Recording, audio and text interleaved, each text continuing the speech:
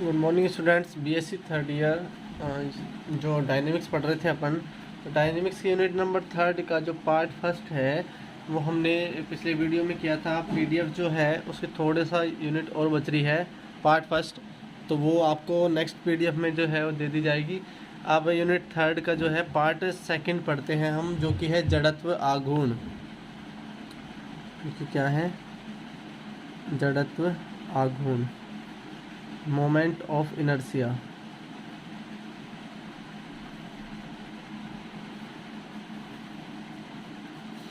तो एक कण का एक रेखा के सापेक्ष जड़त्व आघूर्ण निकालना है। एक कण का रेखा के सापेक्ष जड़त्व आघूर्ण। जड़त्व आघूर्ण जो है हम फिजिक्स में पढ़ चुके हैं कि जड़त्व आघूर्ण होता क्या है। मोमेंट ऑफ इनर्शिया जो होता है द्रव्यमान तथा दूरी के वर्ग के बराबर होता है। तो भाई आप देखते हैं ये कोई आपके पास एक समष्टि है। इस समष्टि में एक बिंदु P है और एक रेखा जो है अपने पास AB है।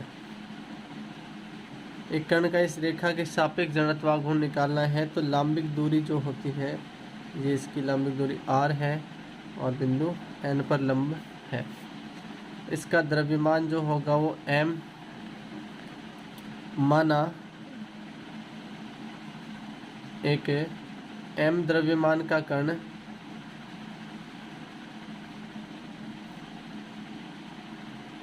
एक बंद पृष्ठ में बिंदु P पर स्थित है।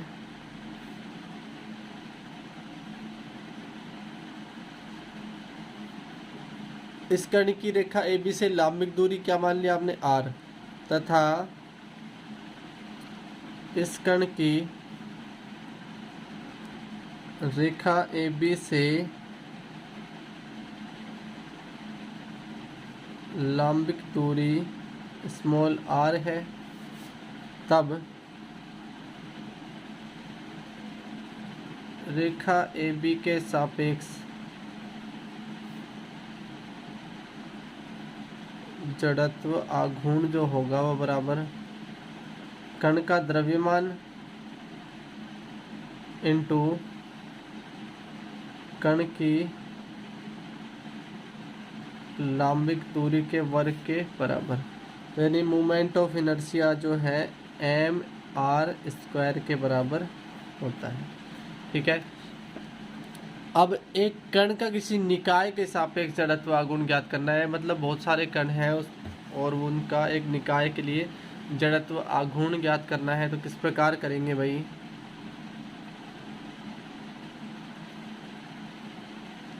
एक कण निकाय का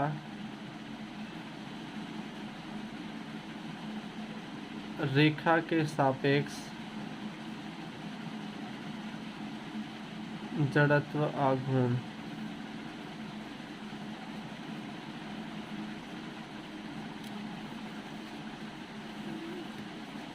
तो ये भाई आपके पास सबसे पहले तो क्या है कि निकाय है। इस निकाय के अंदर देखते हैं एक रेखा है अपने पास AB। एक कण जो है वो यहाँ पर है M1 द्रव्यमान का, जिससे लांबिक दूरी क्या है R1। एक कण जो यहाँ पे बिंदु किसी पे भी मिल रही है, ये लगा लो C पर। एक कण जो है M2 द्रव्यमान का, ठीक है, इसकी लांबिक दूरी है हमारे पास R2। एक कण जो है वो M3 द्रव्यमान है, उसकी लांबिक दूरी है हमारे पास R3। इसी प्रकार ये जो एक है Nवा कण है हमारे पास, जिसका द्रव्यमान हो गया Mn, इसकी लांबिक दूरी है Rn। ठीक है। तब माना एक बंद पृष्ठ में M1 M2 M3 से लगाकर Mn के द्रव्यमान के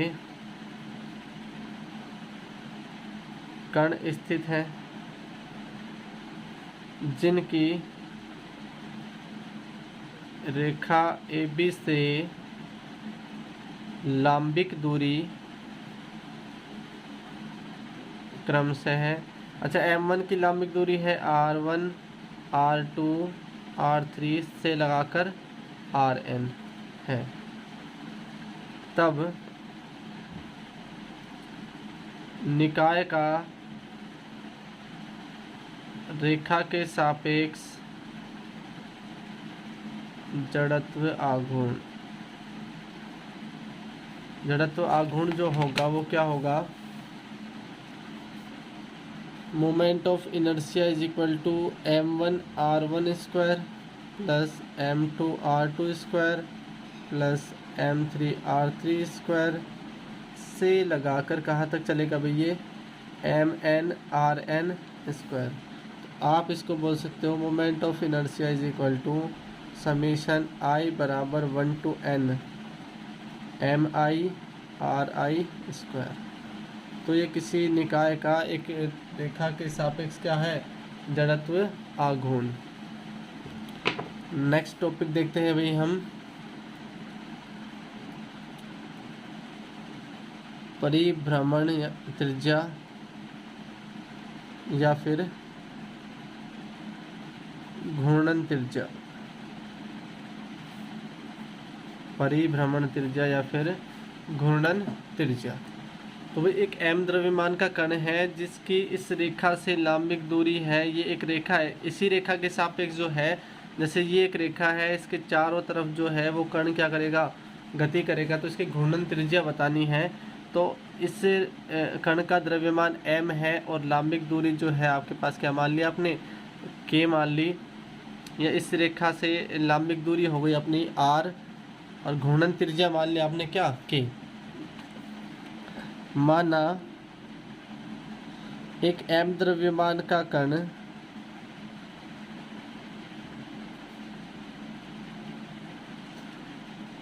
बिंदु A पर उपस्थित है,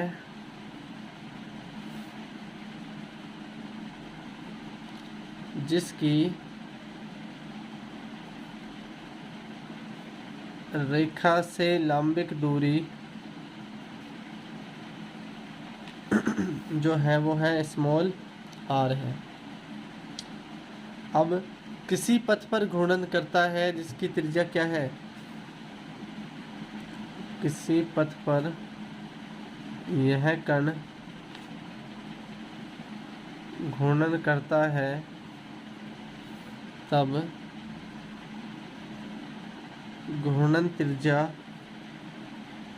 जो है वो क्या है हमारे पास, k है। मान ली भैया माना है अपने, तब I बराबर क्या होगा, कैपिटल M के स्क्वायर।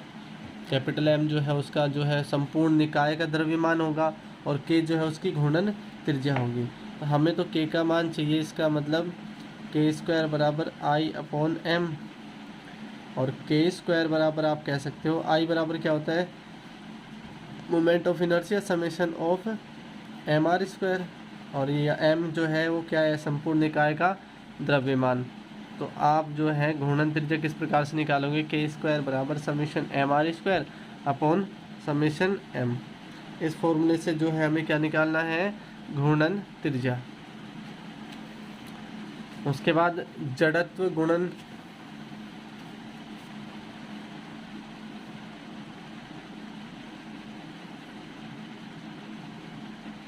प्रोडक्ट ऑफ इनर्शिया,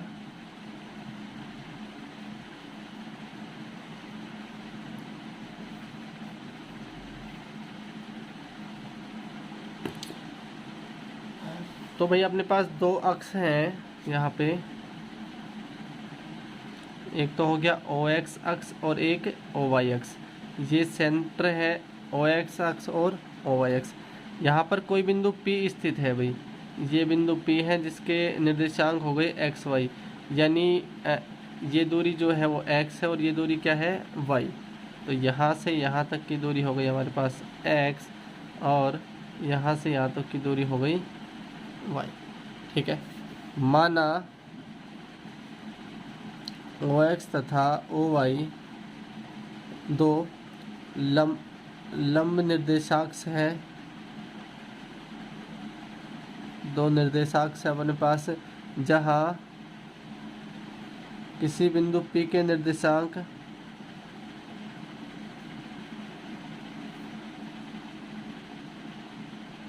क्या है अपने पास एक्स वाई, तथा कण का द्रव्यमान, बिंदु P पर एक कण है जिसका द्रव्यमान है स्मॉल m। तब बिंदु P पर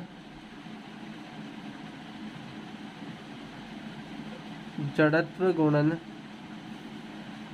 बराबर जो होगा summation m x y, x अक्ष पर दूरी, y अक्ष पर दूरी तथा उसके द्रव्यमान के गुणनफल के बराबर होता है।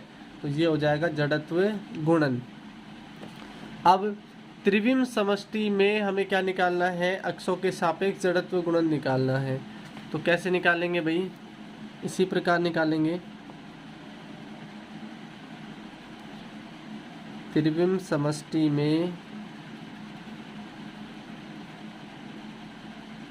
तीन लंबवत अक्षों के सापेक्ष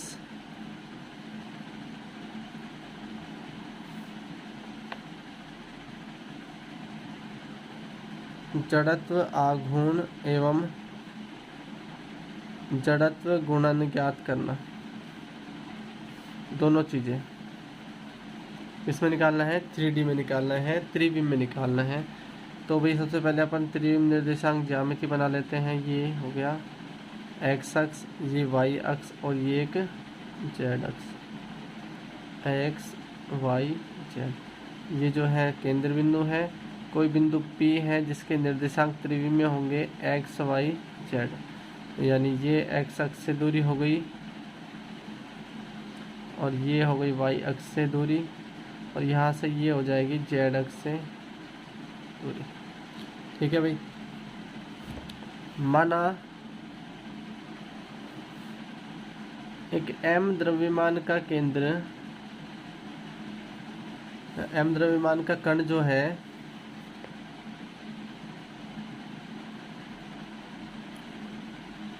बिंदु P पर स्थित है।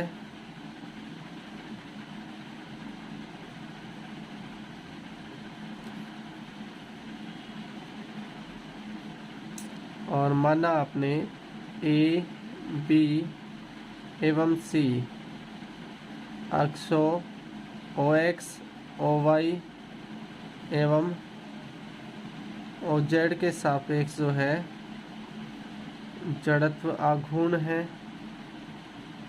मतलब A जो है वो OX के सापेक्ष जड़त्व आघूर्ण है, B जो है वो OY अक्ष के सापेक्ष जड़त्व आघूर्ण है, C जो है वो OZ अक्ष के सापेक्ष जड़त्व आघूर्ण है। तो हम निकालेंगे कैसे भाई, A जो है वो होगा समेशन m, x अक्ष के सापेक्ष जड़त्व आघूर्ण होगा तो Y square plus Z square. B y अक्ष के सापेक्ष जड़त्व आघूर्ण है तो X square plus Z square. C z अक्ष के सापेक्ष जड़त्व आघूर्ण है तो X square plus Y square. तो ये तो तीनों अक्षों के सापेक्ष क्या हो गया, जड़त्व आघूर्ण। अब माना DEF जो है क्रमशः अक्ष OX, OY, OY, OZ एवं OZ और OX के सापेक्ष क्या है, जड़त्व गुणन। जड़त्व गुणन के लिए दो अक्ष की होना आवश्यक है। तब हम निकालेंगे D जो है किस किस अक्ष के सापेक्ष है, OX और OY अक्ष के सापेक्ष। तो क्या आ जाएगा भाई हमारे पास समीशन m एक्स वाई। E जो है वो क्या है, OY और OZ अक्ष के सापेक्ष, तो m वाई जेड। और F जो है वो किस अक्ष के सापेक्ष है, OZ और x के, यानी m जेड एक्स। तो ये क्या निकल गया हमारे पास, जड़त्व गुणन। तो ये त्रिविम में अक्षों के सापेक्ष क्या निकाला है, जड़त्व गुणन। इस प्रकार निकालते हैं। नेक्स्ट टॉपिक देखते हैं भाई। नेक्स्ट क्वेश्चन भाई हमारे पास किसी पतली छड़ का घनत्व उसके एक सिरे से दूरी के समानुपाती हो तो इसके सिरे से परित छड़ के लंब किसी अक्ष के परितः जड़त्व आघूर्ण ज्ञात कीजिए। तो सबसे पहले भाई हम देखते हैं एक छड़। तो एक छड़ जो है वो इस प्रकार है, ये अपने पास यहाँ से और यहाँ तक क्या है, एक छड़ है AB। ठीक है, इसकी कुल लंबाई जो है वो अपन ने मान ली क्या, 2a। और इस छड़ का जो है ये बिंदु P हो गया T समय पर, तो यहाँ से यहाँ तक की दूरी x, और ये बिंदु Q, ये जो है अल्प दूरी हो गई अपने पास डेल x। ठीक है भाई, तो माना छड़ की लंबाई आपने क्या मान ली, 2a। छड़ का जो द्रव्यमान है वो संपूर्ण छड़ का द्रव्यमान हो गया कैपिटल M। माना छड़ के एक सिरे A से x दूरी पर बिंदु P इस प्रकार है कि A से P तक की दूरी हो गई हमारे पास x, और PQ बराबर हो गया एक अल्प दूरी डेल x। प्रश्नानुसार क्या कह रहा है भाई क्वेश्चन, कि पतली छड़ का घनत्व उसके एक सिरे से दूरी के समानुपाती है। तो इसका जो घनत्व होगा वो एक सिरे से दूरी क्या है, x के समानुपाती।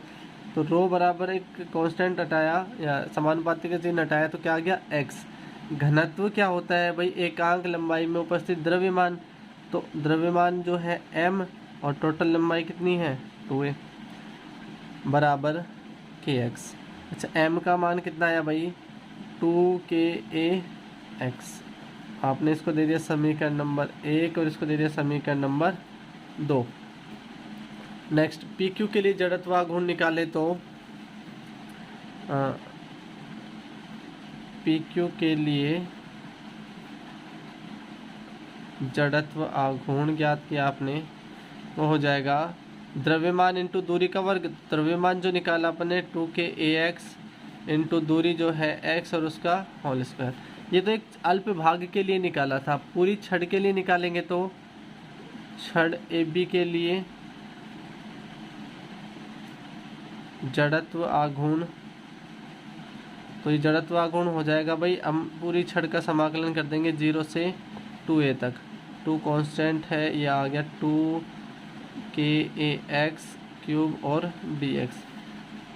I बराबर जो कांस्टेंट था वो बाहर आ गया 2ka, और यहाँ पे हो जाएगा x की पावर 4/4 और 0 to 2a। 2ka/4 और ये हो गया 2a की whole power 4 minus 0। 2ka/4 into 2 की पावर 4 तो हो गया 16 और a स्क्वायर। तो ये अपने पास कटेगा 4 4 जा 16। I बराबर जो आया क्या आया,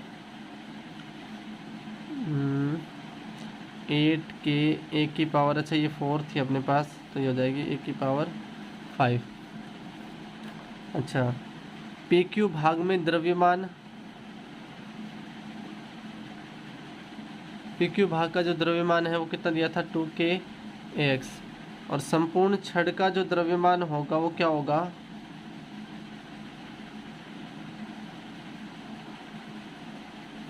संपूर्ण, यहाँ क्योंकि यहाँ हमें k का मान और चाहिए तो यहाँ से निकालेंगे।